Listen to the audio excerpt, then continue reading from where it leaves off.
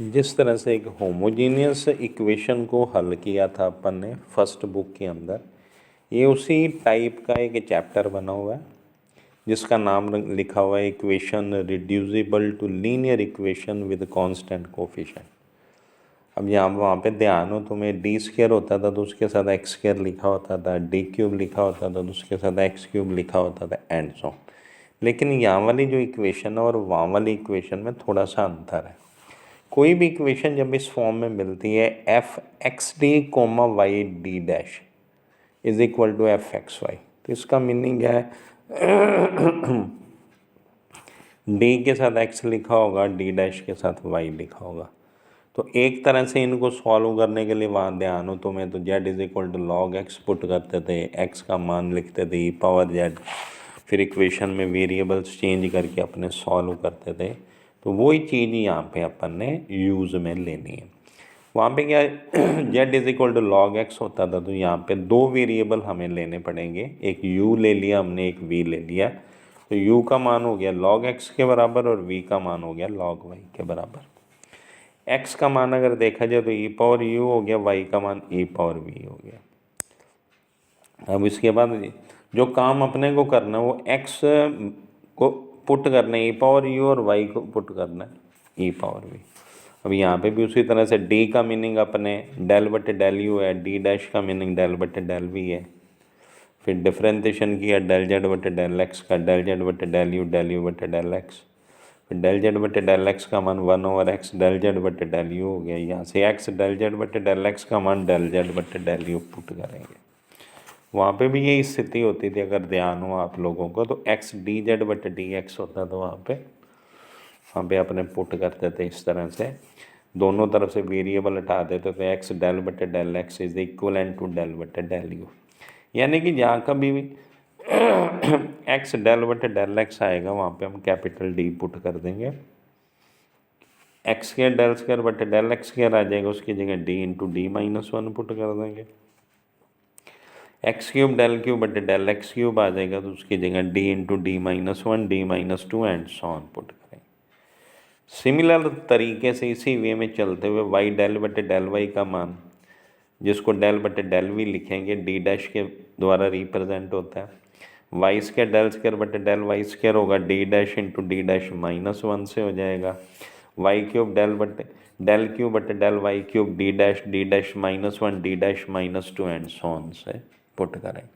तो कहने का मतलब ये एक तरह से वही इक्वेशंस हैं जो आपने पहली बुक में भी एक चैप्टर आया था जो पढ़ी थी, सेम वही चैप्टर यहाँ पे रिपीट हो रहा है, लेकिन पार्शियल डेरिवेटिव होने के कारण जो x के विद रिस्पेक्ट टू काम है उसको d से रिप्रेजेंट करेंगे और जो y के विद रिस्पेक्ट टू काम है उसको d डैश से रिप्रेजेंट करेंगे।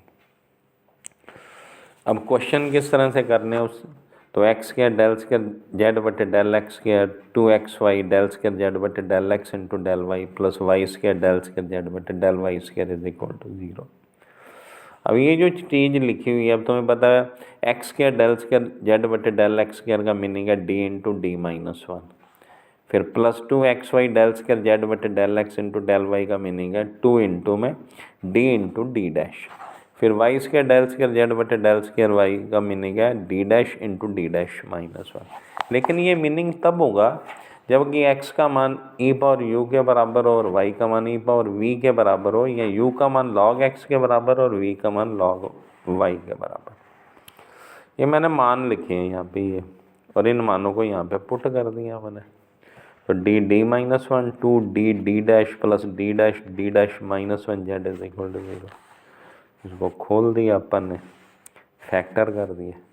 अब जब फैक्टर हो जाएंगे तब वापस हमें ये ध्यान में देखना पड़ेगा कि इक्वेशन है किस फॉर्म में। तो हम जो इक्वेशन है नॉन होमोजीनियस के तरीके से हल किया करेंगे, D minus M D dash minus alpha के फॉर्मूले से।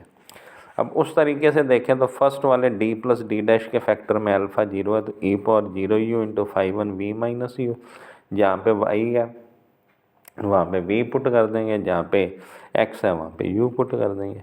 फिर यहाँ पे अल्फ़ा का मान 1 के बराबर है, तो e पावर ये 5 माइनस यू, बाद में v और u के मान पुट कर देंगे। ये इसका सल्यूशन हो जाएगा। तो मेन चीज़ आपको ये देखनी है कि जो इस चैप्टर में क्वेश्चंस आएंगे, तो डेल स्क्वायर जेड बटे डेल एक्स स्क्वायर लिखा है तो उसके साथ एक्स स्क्वायर लिखा हुआ मिलेगा। डेल स्क्वायर जेड बटे डेल वाई स्क्वायर आ रहा है तो उसके साथ वाई स्क्वायर मिलेगा। डेल स्क्वायर जेड बटे del x into del Y है तो उसके साथ एक्स वाई वाली टर्म मिलेगी। अगर नहीं है तो ये बनानी भी पड़ती है अपने। अब ये पहला एग्जाम्पल मैंने बुक में से देख के तुम्हें बता दिया। अब दूसरा एग्जाम्पल है इसी तरह का कि X square del square Z बटे del x square minus Y square del square Z बटे del Y square is equal to X into Y. तो देखोगे डेल स्क्वायर जेड बटे डेल एक्स स्क्वायर के साथ एक्स स्क्वायर आ रहा है, डेल स्क्वायर जेड बटे डेल वाई स्क्वायर के साथ वाई स्क्वायर आ रहा है, तो पुट कर देंगे X is equal to E power U, Y is equal to E power we. तो जो फर्स्ट फैक्टर है उसको हम लिख सकते हैं उस कंडीशन में D into D minus one, second को minus D dash minus one is equal to X का मान पुट करेंगे ई पावर यू, वाई का मान पुट करेंगे ई पावर वी। तो कंप्लीट वैल्यू हो जाएगी अपने पास e power u plus v. Left hand side में जब फैक्टर किए जाएंगे तो अपने पास वैल्यू बनेगी D minus D dash D plus D dash minus one into z is equal to E power में u plus v. C F और पी आई दोनों के मान निकाले जाएंगे।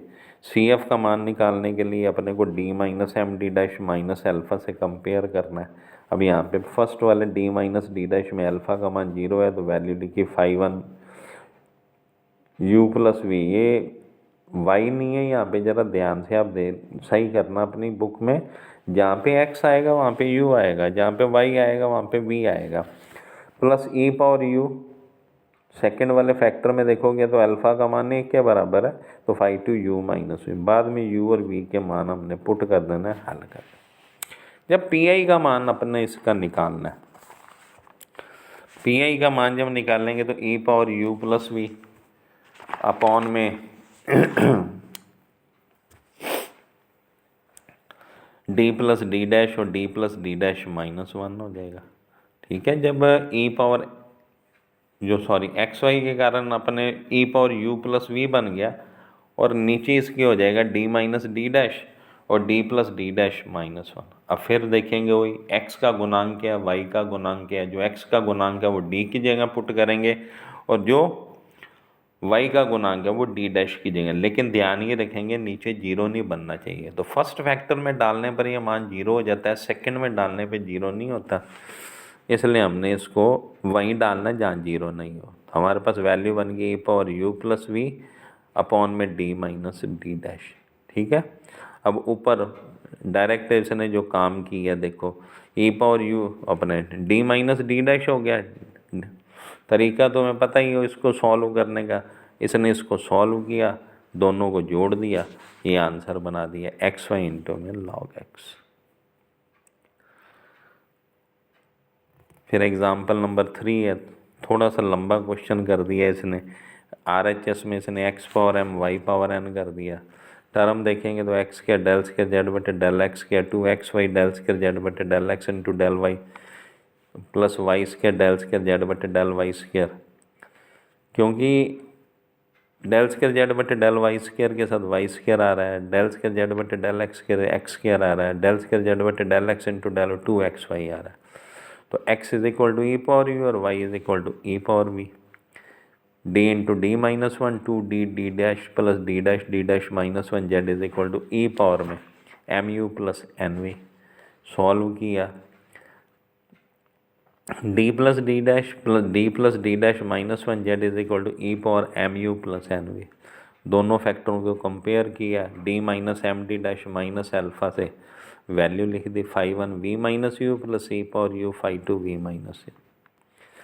जहाँ पे वी है वहाँ मान पुट कर दिए, जहाँ यू है वहाँ मान पुट कर दिए, सॉल्व कर दिया।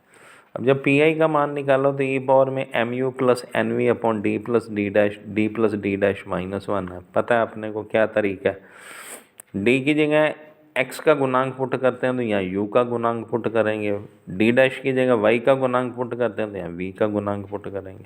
मान पुट किया, दोनों को जोड़ दिया, C F plus P I का मान लिख दिया। इसी तरह का नेक्स्ट क्वेश्चन बना हुआ है एग्जाम्पल नंबर 4, उसमें भी x is equal to E power u और y is equal to E power v put किया। मान पुट किया D D minus one minus four D dash plus four D dash minus one plus six D dash z is equal to E power three u plus E power four v. अब D minus M D dash से minus alpha से compare किया दोनों को, तो five one V plus two U E power U, five two V plus two U और V के मान पुट कर दिए अपन ने, सॉल्व कर दिए इसको। पी आई का मान जब निकाला अपन ने तो ई power three u plus four v upon में दिस, फिर डी की जगह यू का गुणांक पुट किया, जीरो नहीं बन रहा, मान डायरेक्ट पुट कर दो, आंसर आ गया 1/30 X cube Y power four, दोनों को जोड़ दिया। इस तरह के क्वेश्चन है जो आपने देखने हैं। एक पांचवा एग्जाम्पल भी लिखा है, जो पढ़ोगे तो आप लोगों को समझ में आ जाएगा। ये एक्सरसाइज है तुम्हारी एच एक्सरसाइज है, लेकिन एक जी एक्सरसाइज मेरे से रह गई हो, मैं तुम्हें कल यानी कि नेक्स्ट में जी एक्सरसाइज के बारे में बता दूंगा। Thank you.